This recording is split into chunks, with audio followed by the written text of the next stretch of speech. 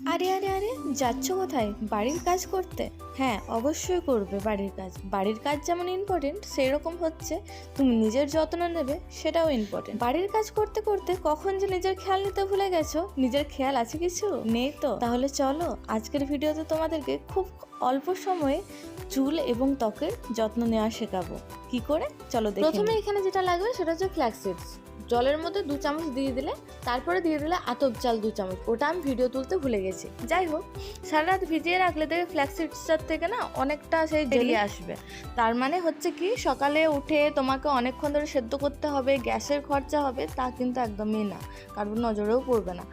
দেখো, তোমাদেরকে জলের পরিমাণটা বলে দিই। আমি হাফ বাটি ফ্ল্যাক্স সিডস ভিজিয়েছিলাম আর 1 বাটির মতো জল দিয়েছিলাম। ঠিক আছে, সেটা তোমার 10 মিনিটের মতো একদম লো ফ্লেমে এটা বয়েল করতে হবে। তো এই কনসিস্টেন্সিটা চলে আসবে জেলি ফর্মে।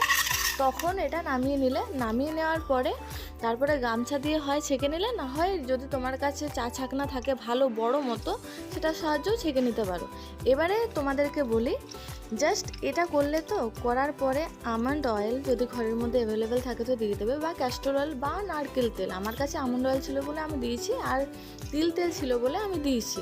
ঠিক আছে, এটার মধ্যে যে বেশি কিছু ইনগ্রিডিয়েন্টস লাগবে তা একদমই না। এই দুটো যে জিনিস দিয়েছি না, এই দুটো হচ্ছে রামবানের মতো কাজ করবে। ফ্ল্যাক্স সিডসে তোমার প্রচুর পরিমাণে ভিটামিন ই থাকে, আর যে রাইস ওয়াটারটা যেটা থাকে না, সেটা ভিটামিন B12 এর অপার ভান্ডার। চুলের জন্য খুবই ভালো, খুশকি দূর হয়, মানে ওভারঅল পুরো একদম খুব ভালো কাজ করবে।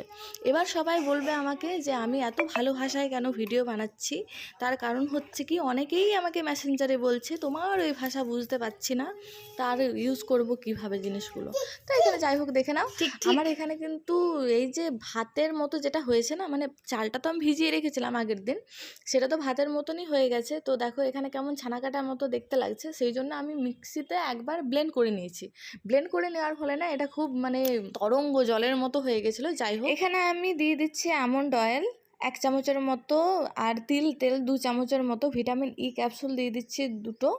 আর এটা তোমরা বিশ্বাস করো দারুণ কাজ করে। আর নর্মালি কিছুই করতে হবে না, অ্যাপ্লাই করে নিলে তো চুলের মধ্যে, স্কিনের মধ্যে, ব্যাস রেখে দিলে। তারপরে ঘরের তুমি যাবতীয় কাজ করার তুমি করে নাও, কোনো এসে যায় না। আর এটা যে লাগানো যে খুব একটা হ্যাপা তাও নয়, কারণ এটা তুমি ভালোভাবে পুরো চুলের মধ্যে, স্ক্যাল্প থেকে নিয়ে পুরো চুলের মধ্যে ভালো করে লাগিয়ে নিতে পারবে।